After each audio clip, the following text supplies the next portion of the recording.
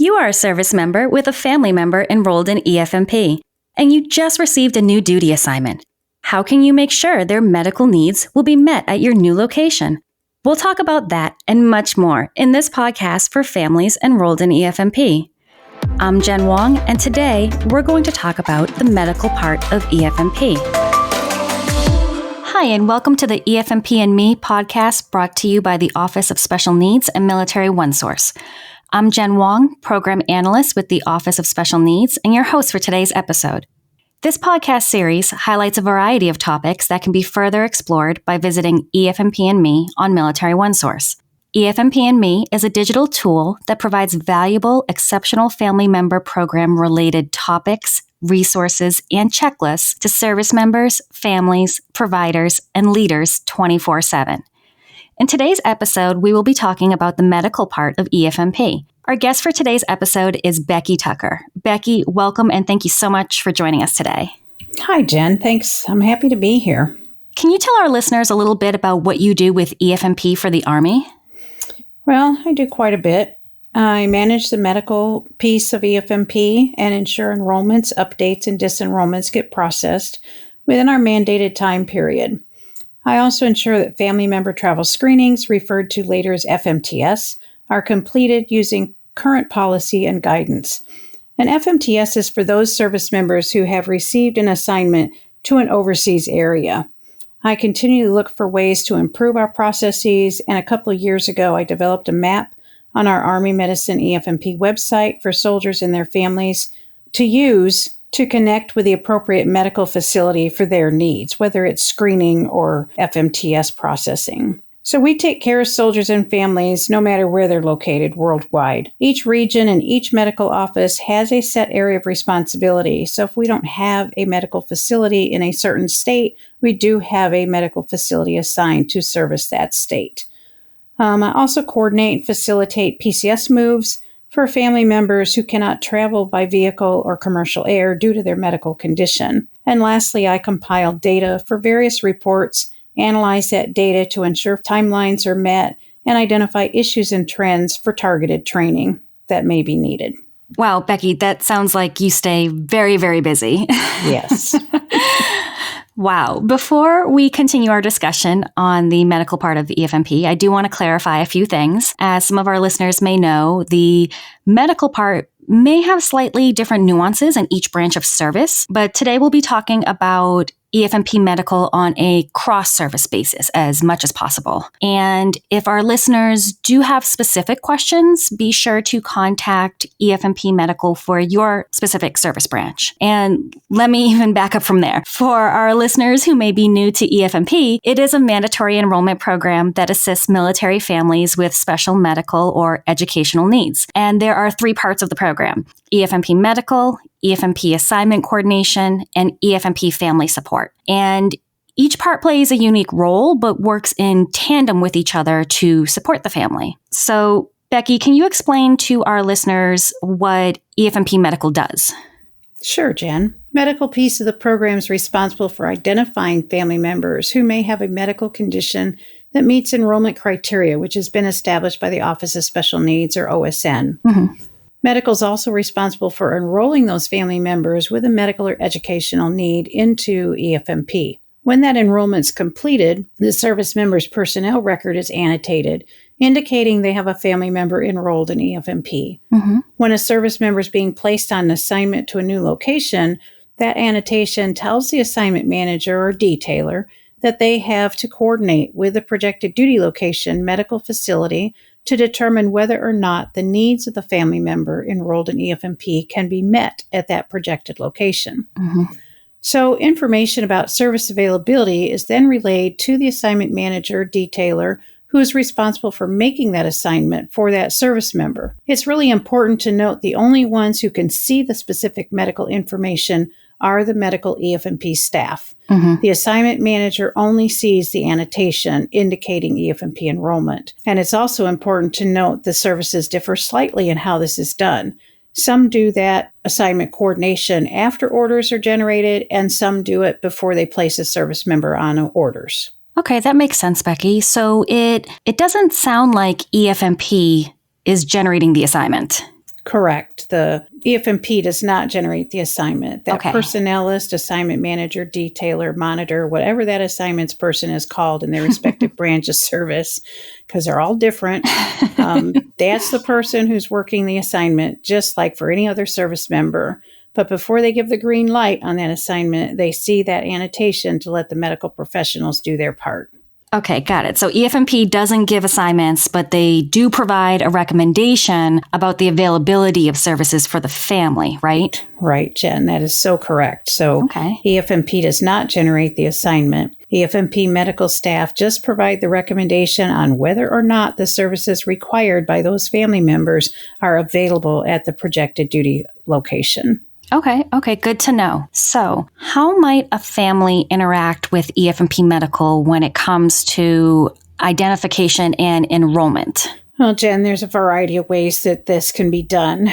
Service members can self-report to the medical EFMP office to initiate an enrollment, or a medical provider can complete the medical enrollment form, the DD Form 2792, and either send the document or have the family member take the form to the medical EFMP office.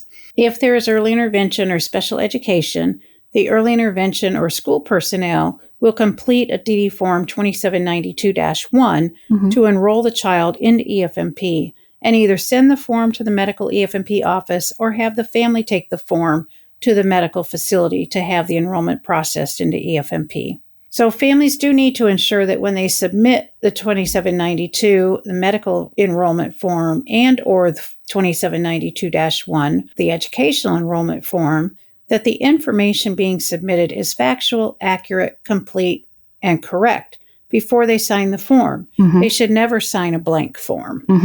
By signing that certification block on the form, the parent or individual majority age is agreeing with all the information that's on that form, whether it's completed by the treating provider, the primary care manager, or the early intervention special education staff.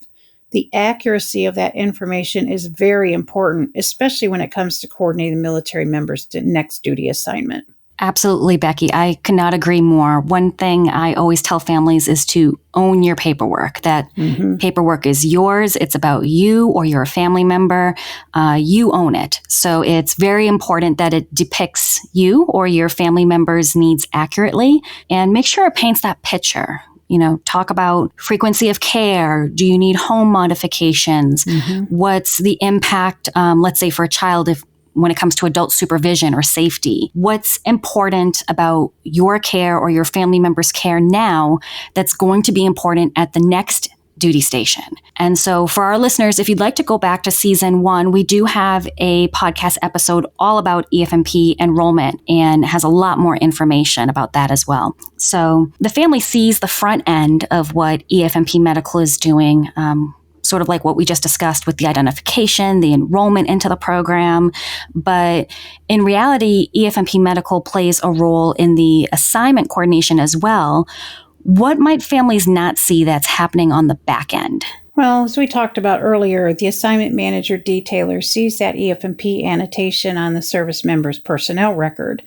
That indicates the needs of the family member needs to be taken into consideration during the assignment process. In order to do that, the assignment manager detailer must coordinate with the projected duty location, either by coordinating directly with the medical facility at the projected location or coordinating with a centralized office.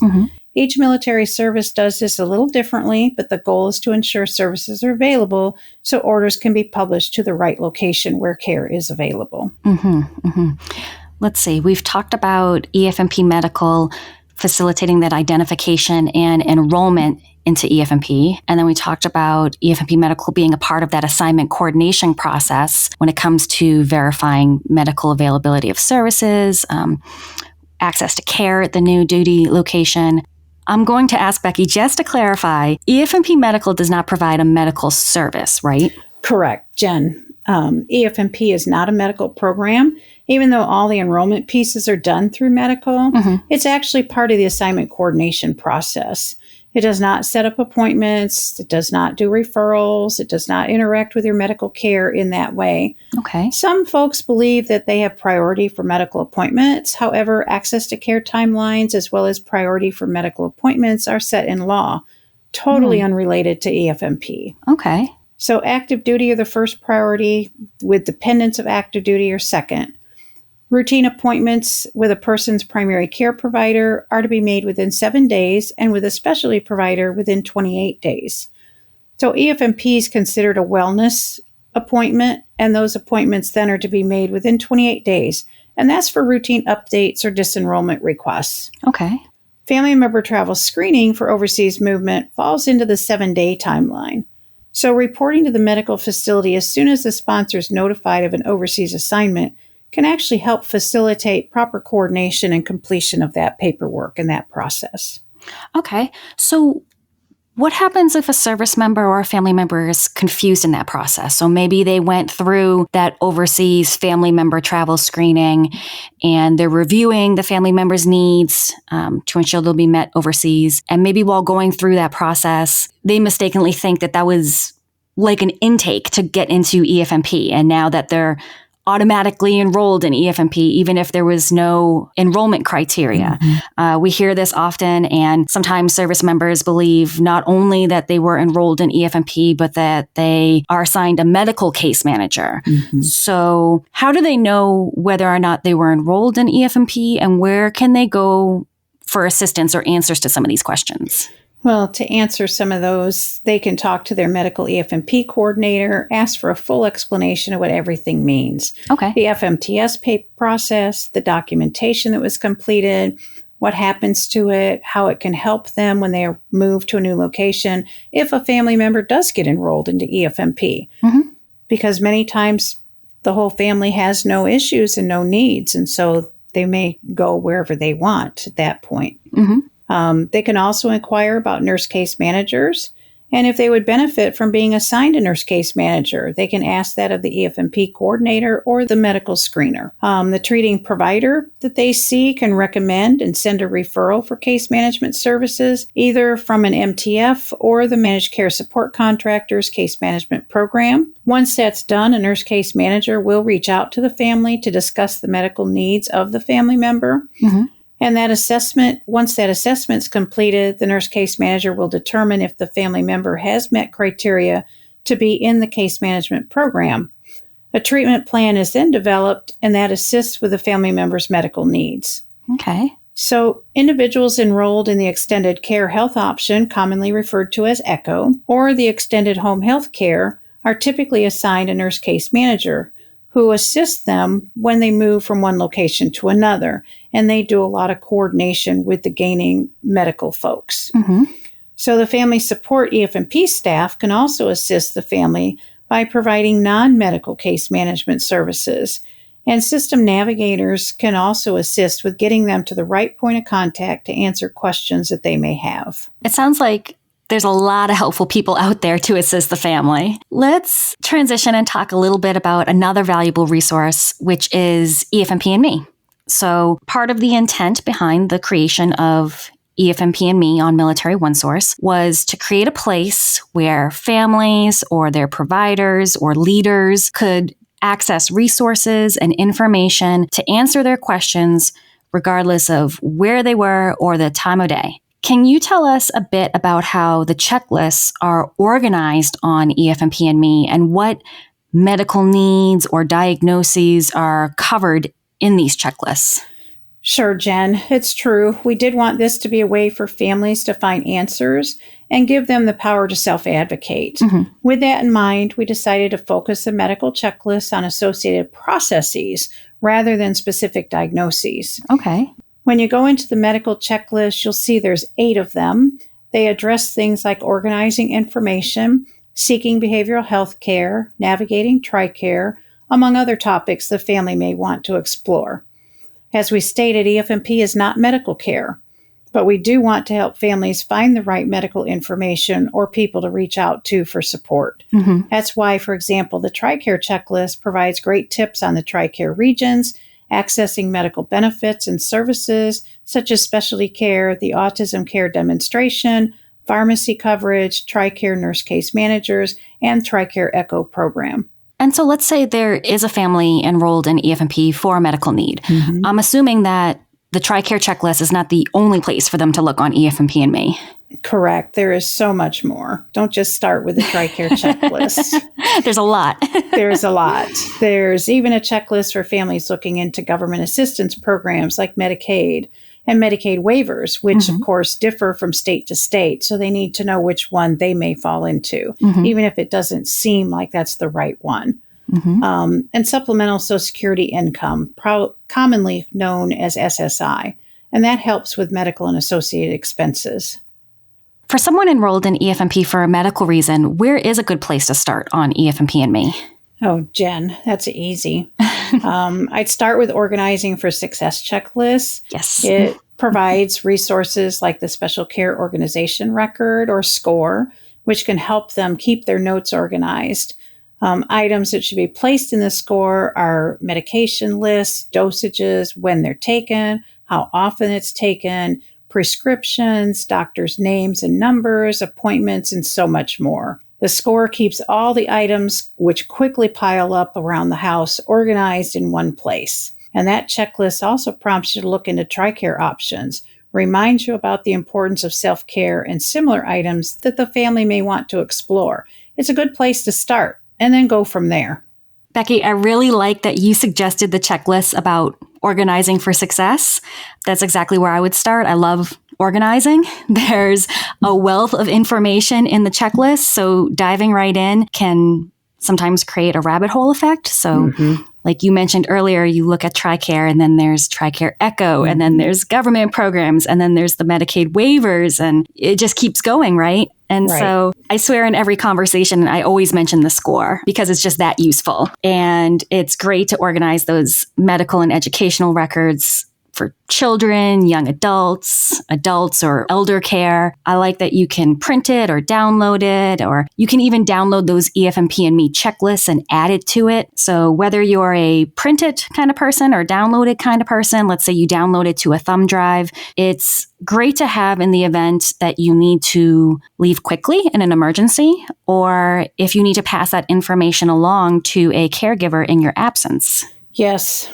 Jen, that SCORE is very user-friendly, and we see natural disasters occurring more and more frequently and very unexpectedly. So it's a really good idea to have something that can be easily transported in case a family has to evacuate. And the SCORE is just that. It's simple, it's easy to carry on a thumb drive, like you said, or you can, it's small, easily accessible, or you can save it digitally to a small laptop so you can quickly grab it and go. Absolutely.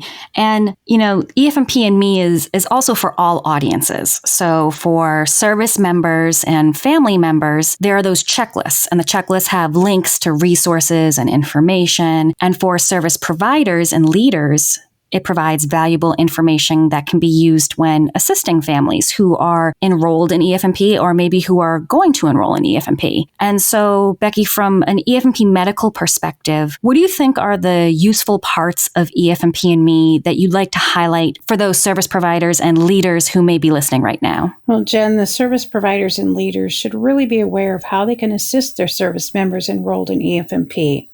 Work with them to ensure they have the services they need so the service member can focus on their mission. They really need to know local resources in order to refer the service member to the right activity for assistance, whether it's medical, personnel, or family support. And lastly, Becky, what would you say is the most important piece of advice that you can offer families for helping them manage medical concerns?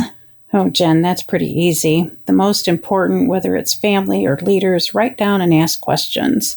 Write them down, write down their questions, their concerns, their issues. Talk to their local EFMP office or their provider so they understand what you need to do and when it needs to be done, and start early. You also have the installation EFMP family support staff at the Family Support Center who can assist with navigating unfamiliar territory and other community resources, as they have access to federal and state programs as well as local. That's right. Thanks, Becky, for bringing up the EFMP family support staff because, it is a good reminder that there are 3 parts of EFMP. And so I do like to keep in mind that there's those EFMP family support folks there on the installation who can help connect families to where they need to go. And so, Becky, I want to thank you so much for participating in this discussion and providing such great information and valuable resources to our listeners.